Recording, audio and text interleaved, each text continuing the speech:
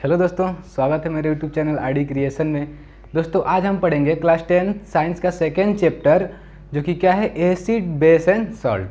दोस्तों हम लोगों ने एसिड बेस एंड सॉल्ट का ऊपर में ऑलरेडी 2 वीडियो बना चुके हैं और उस वीडियो का लिंक आपको डिस्क्रिप्शन में मिल जाएगा, जहाँ पर हम लोगों ने बात किया है बेसिक नॉलेज अबाउट क्या, एसिड बेस एंड सॉल्ट। और हम लोगों ने वहाँ पर बात किया है इंडिकेटर का।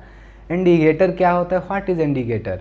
बाइक का इंडिकेटर है ना, उसी तरह एक इंडिकेटर होता है जिससे हम लोग आइडेंटिफाई कर सकते हैं कि कौन सा सब्सटेंस में एसिड है और कौन सा सब्सटेंस में बेस है। ठीक है, कुछ इंडिकेटर होते हैं जो कि लाइक लिटमस पेपर हो गया आप लोग का, बहुत ही मतलब common example of indicator litmus paper, turmeric. ठीक है, ये सब क्या है, हमारा एग्जाम्पल ऑफ इंडिकेटर है। ठीक है, बेस का टेस्ट कैसा होता है, बीटर होता है ना, और एसिड का टेस्ट सौर होता है। एसिड क्या करता है, ब्लू लिटमस पेपर से रेड लिटमस पेपर में चला जाता है, और बेस क्या करता है, रेड लिटमस पेपर को ब्लू में चेंज कर देता है। ठीक है, तो लिटमस पेपर क्या हो गया, एक इंडिकेटर हो गया।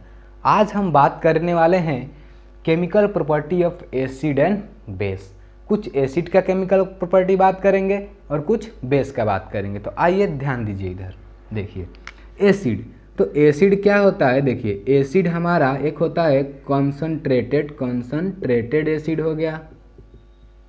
ठीक है, और एक एसिड क्या हो जाता है हमारा, डाइल्यूटेड एसिड हो जाता है। क्या हो जाता है भाई हमारा, एक डाइल्यूटेड एसिड हो जाता है। समझ में आ रहा है, देखिए 2 टाइप का एसिड हो गया है कि नहीं, एक कॉन्सनट्रेटेड और एक डाइल्यूटेड। देखिए तो जो कॉन्सनट्रेटेड एसिड होता है इसमें क्या होता है, मोर एसिड, ठीक है, और लेस वाटर। समझ में आया। और जो डाइल्यूटेड होता है उसमें क्या हो जाएगा भाई, मोर क्या हो जाएगा, डाइल्यूट कर रहे हैं, कुछ मिला रहे हैं बाहर से, है कि नहीं, कुछ सल्यूट हम लोग क्या कर रहे हैं, उसको मिला रहे हैं, तो उसमें क्या हो जाएगा, मोर वाटर हो जाएगा। ठीक है, और लेस एसिड हो जाएगा। ठीक है, मान लो एक यहाँ पे देखिए, यहाँ पे एक हम लोग का बीकर हो गया। लेब में तो कभी गए नहीं होंगे क्योंकि लेब तो बंद रहता है। तो यहाँ पे देखो, इमेजिन करना, बस क्या करना, इमेजिन करना है। ये 2 बीकर हो गया, A N B। ठीक है, इसमें हमारा जो वाटर है वो क्या है भाई, लेस है, यानी कम है, और जो हमारा एसिड है वो क्या है, ज़्यादा है। तो ए बॉक्स क्या हो जाएगा, कॉन्सनट्रेटेड हो जाएगा। ठीक है, कॉन्सनट्रेटेड हो जाएगा। समझ में आया, क्यों कॉन्सनट्रेटेड होगा, क्योंकि पानी तो कम है इसमें और एसिड क्या है, ज़्यादा है। ठीक है, यहाँ पर देखो फिर बी में, यहाँ पे एसिड क्या है भाई, कम है, और जो वाटर है वो क्या है, ज़्यादा है। तो क्या हो जाएगा, बी हो गया हमारा डाइल्यूटेड, ए हो गया हमारा कॉन्सनट्रेटेड। ठीक है, समझ में आया इतना बात कि डाइल्यूटेड किसे कहते हैं और कॉन्सनट्रेटेड किसे कहते हैं। देखिए आप लोग को अगर साइंस पढ़ना है तो टर्मोलॉजी क्या होना चाहिए, पूरा क्लियर होना चाहिए। अगर जो भी एक टर्म है, अगर आप टर्म को नहीं समझ पाएंगे तो रट्टा मारने से कुछ नहीं होने वाला है। कितना रट्टा मारेंगे, एक एक रिएक्शन में क्या होता है, एक एक रिएक्शन को रट्टा मारना पड़ जाएगा। ठीक है, तो समझ में आ गया कॉन्सनट्रेटेड और डाइल्यूटेड क्या होता है। चलिए, नहीं समझ में आने से आप लोग कमेंट बॉक्स में कमेंट कीजिए कि हाँ ये पर्सन समझ में नहीं आया, उसको हम लोग क्या करेंगे, एक सेपरेट वीडियो में समझा देंगे या नेक्स्ट वीडियो में उस टॉपिक को ला के इंक्लूड कर देंगे उसमें। ठीक है, चलिए आगे हम लोग बात करते हैं अब chemical property of acid and base. ठीक है, कुछ ऐसा केमिकल प्रॉपर्टी पढ़ेंगे एसिड और बेस का, जैसे कि मतलब कि केमिकल प्रॉपर्टी कहने का मतलब क्या होगा, वहाँ पर रिएक्शन होगा। ठीक है, वहाँ पे क्या होगा, रिएक्शन होगा। तो एसिड जो है मेटल के साथ में कैसा रिएक्शन करता है, मेटल बाइकार्बोनेट के साथ में कैसा रिएक्शन करता है, और मेटल कार्बोनेट के साथ में कैसा रिएक्शन करता है। ठीक है, वो हम लोग अभी देखेंगे। तो सबसे पहले हम यहाँ पे बात करते हैं एसिड रिएक्ट विथ मेटल। जो एसिड होता है, एसिड रिएक्ट विथ मेटल।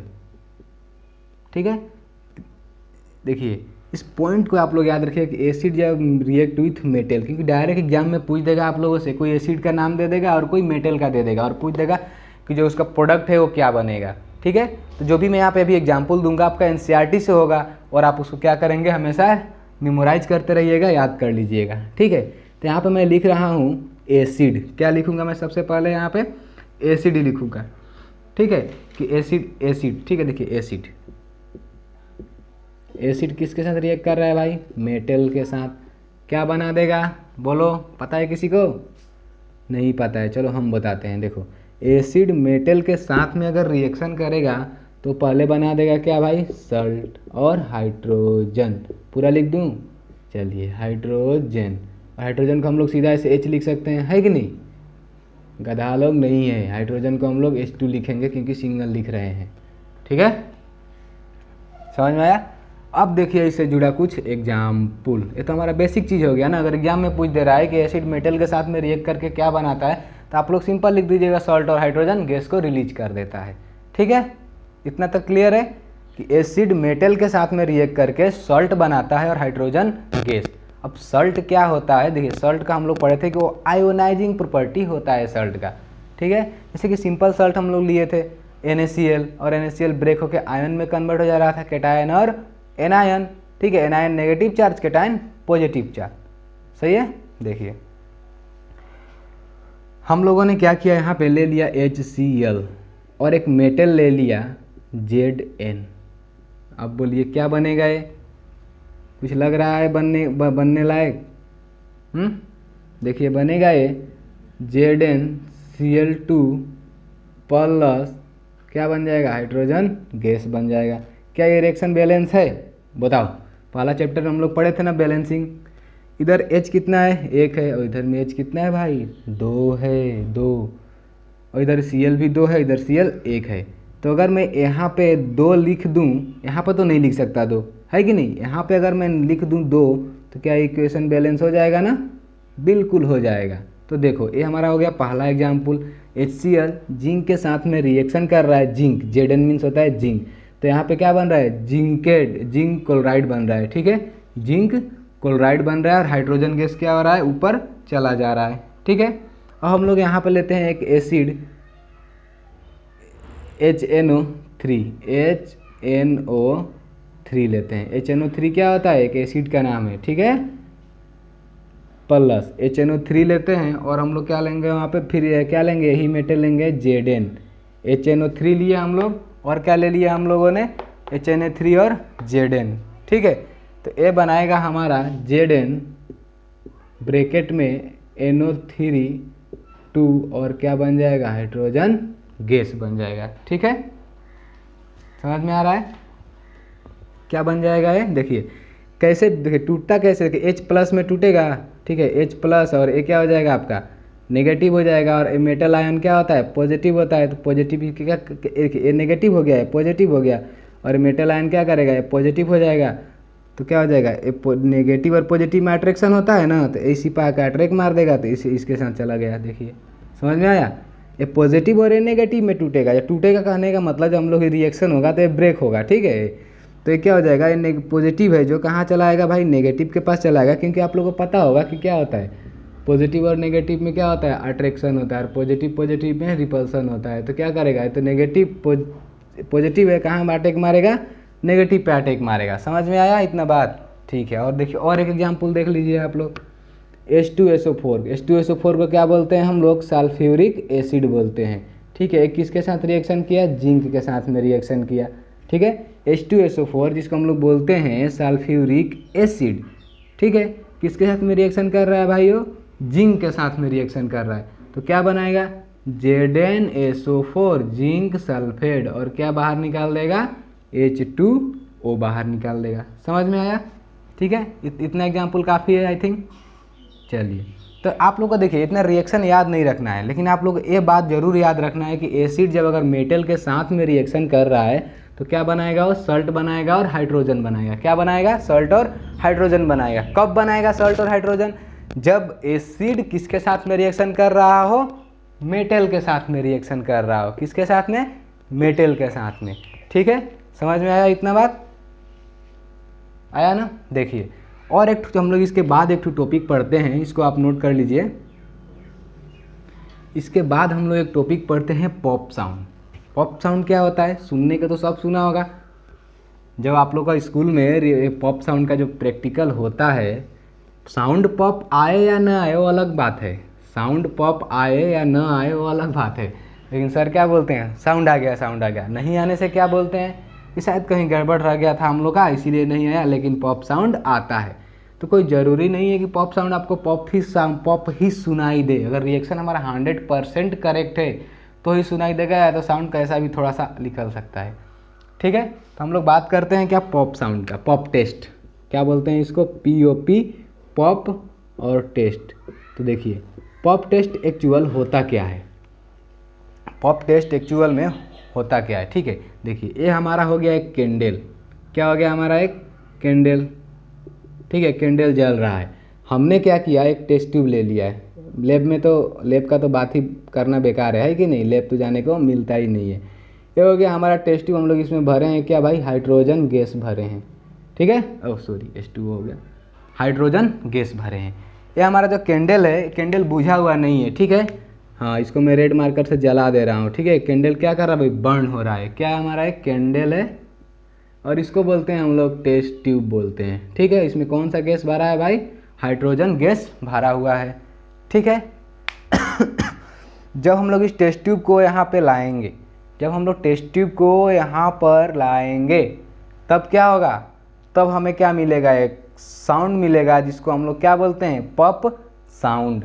क्या बोलते हैं हम लोग इसको, पॉप साउंड बोलते हैं। कब भाई, कब पॉप साउंड बोलते हैं, जब हम लोग टेस्ट ट्यूब को यहाँ पर लाएंगे ना, तो क्या हो जाएगा, तो टेस्ट ट्यूब इसको हीट करेगा और हाइड्रोजन, जो हाइड्रोजन गैस है, ये तो H2 लिखे हैं ना हम लोग, तो H का जो बॉन्ड बना हुआ है, बॉन्ड टूटेगा और साउंड क्या आ जाता है, पॉप साउंड आता है। ठीक है, ये जो बॉन्ड कैसे बनता है, एक हमारा लोन पेयर क्या होता है, इलेक्ट्रॉन क्या होता है, प्रोटॉन क्या होता है, ये सब हम लोग पूरा डिटेल्स में पढ़ेंगे। इसके चैप्टर नंबर 5 जो पीरियोडिक टेबल है ना, उसमें हम लोग पढ़ेंगे अच्छे से। ठीक है, और ये बॉन्ड कैसे बनता है, एक एक इलेक्ट्रॉन जो होता है ना वो शेयर करके बनता है बॉन्ड, इस सब का हम लोग बात करेंगे आपका chapter number 4 carbon and its compound में, वहाँ पे और अच्छे से समझ में आएगा।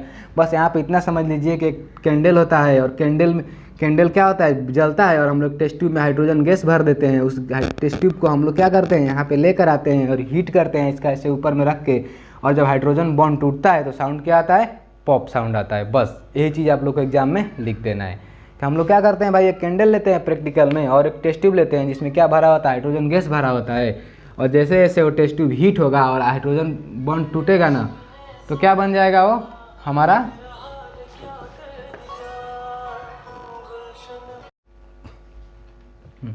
ठीक है दोस्त।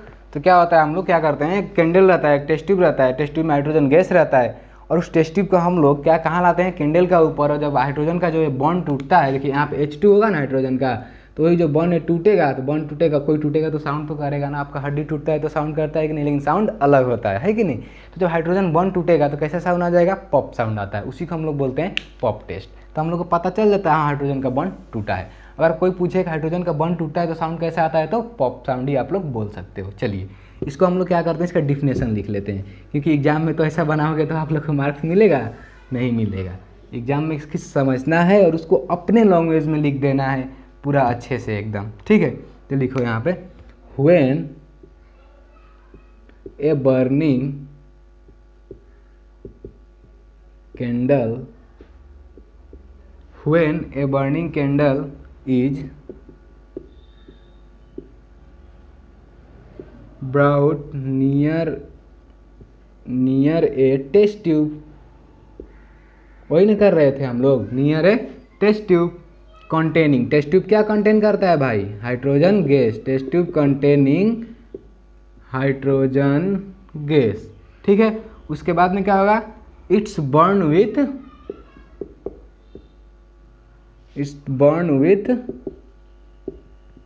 वही पॉप साउंड। ठीक है, जो आप लोग पॉप टेस्ट बोल रहे हो, पॉप साउंड। समझ में आया कैसे बर्न होगा, पॉप साउंड।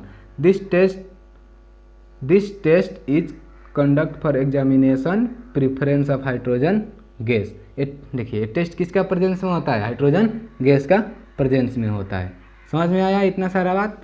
देखिए यही ना कैंडल था, यहाँ पे से जल रहा था और हम लोग क्या कर रहे थे, टेस्ट ट्यूब हुआ था जिसमें क्या सा गैस था, हाइड्रोजन गैस हुआ था, और उसको हम लोग इस पे ला रहे थे तो क्या हो रहा था, बर्न हो रहा था, हाइड्रोजन का बॉन्ड टूट रहा था और साउंड कैसा निकल रहा था भाई, पॉप साउंड निकल रहा था। समझ में आया इतना सारा बात। चलिए हम लोग अब आगे बात करते हैं, पॉप साउंड हो गया ना, इसको नोट डाउन कर लीजिए फटाक से। ठीक है, और हम लोग आगे बात करते हैं, एसिड तो मेटल के साथ में रिएक्शन कर दिया, क्या बन रहा था, सॉल्ट और हाइड्रोजन गैस। अब हम लोग बात करेंगे base. Base react with metal. किसका बात करेंगे, बेस रिएक्ट विथ मेटल। ठीक है, जब बेस हमारा मेटल के साथ में रिएक्शन करेगा तो क्या बनाएगा, देखो बेस रिएक्ट विथ मेटल क्या बन रहा है भाई, सॉल्ट बन रहा है और हाइड्रोजन गैस बन रहा है। समझ में आया। देखो तो बात यहाँ पर क्या याद रखना है कि एसिड भी मेटल के साथ में सॉल्ट और हाइड्रोजन गैस बनाता है और बेस भी। अगर कोई पूछ दे कि what is common character of acid and base, क्या पूछ दे कॉमन कैरेक्टर, तो कॉमन कैरेक्टर क्या है, एसिड भी मेटल के साथ में क्या बना रहा था, सॉल्ट और हाइड्रोजन बना रहा था, और बेस भी क्या बना रहा है, सॉल्ट और हाइड्रोजन बना रहा है। ये आपका हो गया एक कॉमन कैरेक्टर ऑफ क्या, एसिड एंड बेस। समझ में आया ये बात। चलिए इसका कुछ एग्जाम्पल कर लीजिए। कोई बेस का नाम पता है आप लोगों को, बोलिए तो। नहीं पता, चलिए हम बोल देते हैं NaOH। मेटल लेंगे यहाँ पे जिंक। तो देखिए ये जिंक मेटल इतना इम्पोर्टेंट है किसके केस में, एसिड और बेस के केस में हर जगह जिंक से रिएक्शन करा रहा है। आप लोग का NCERT भी खोल के देखेंगे तो वहाँ पे भी क्या कर रहा है, जिंक से ही रिएक्शन करा रहा है, और NCERT का ही सब एग्जाम्पल है। ठीक है, तो जिंक मतलब जो मेटल है एसिड और बेस के केस में बहुत ही अपना अच्छा इंपॉर्टेंस दिखाता है। तो यहाँ पे क्या बन जाएगा आप लोग का, जिंक ऑक्साइड बन जाएगा, जिसको हम लोग क्या बोलते हैं, सॉरी जिंक ऑक्साइड नहीं बनेगा, सोडियम जिंकेट बन जाएगा। ठीक है, सोडियम जिंकेट बन जाएगा, सोडियम जिंकेट बन जाएगा यहाँ पे, जिसका फार्मूला ये होता है, और हमारा ये हो गया हाइड्रोजन गैस हो गया। ठीक है, इसको हम लोग क्या बोलते हैं, सोडियम जिंकेट।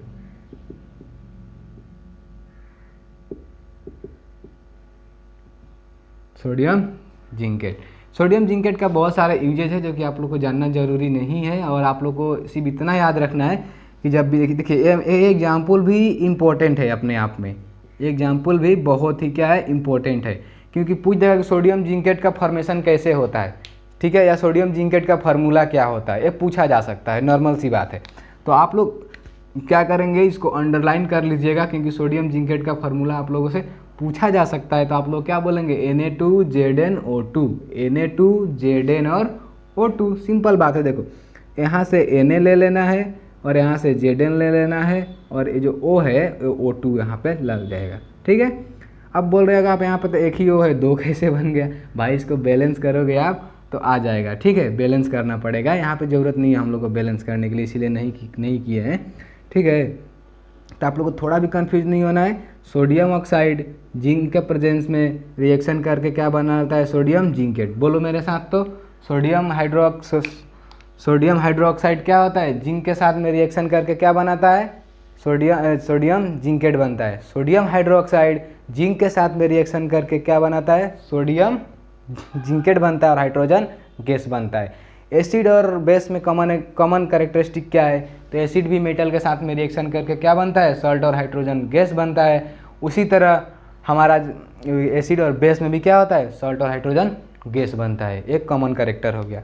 समझ में आया, ठीक है।